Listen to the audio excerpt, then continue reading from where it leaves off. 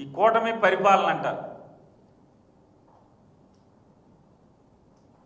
ఇద్దరు హామీలు ఇస్తారు, ఒకడేమో నాకు సంబంధం లేదు అంటాడు. వాళ్ళ రైతులు గోడు పట్టించుకునేటువంటి నాదుడు ఒక్కడు లేడు. ఈ ప్రభుత్వంలో ఉన్నటువంటి వ్యవసాయ శాఖ మంత్రి జగన్మోహన్ రెడ్డి గారిని తిడతాకి తప్పితే ఒక్క చోట ఎక్కడన్నా ఏ రైతునైనా ధాన్యం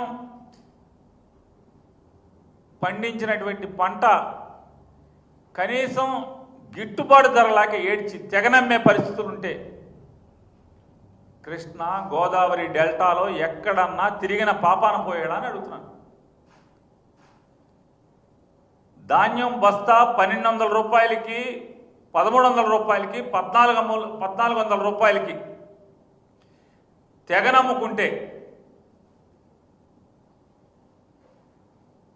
ధాన్యం మధ్యవర్తులు, పెట్టుబడిదారులు, మిల్లర్లు అడ్డగోలుగా దోచుకుంటుంటే వ్యవసాయ శాఖ మంత్రి ఎక్కడన్నా తిరిగాడా అని అడుగుతున్నాను.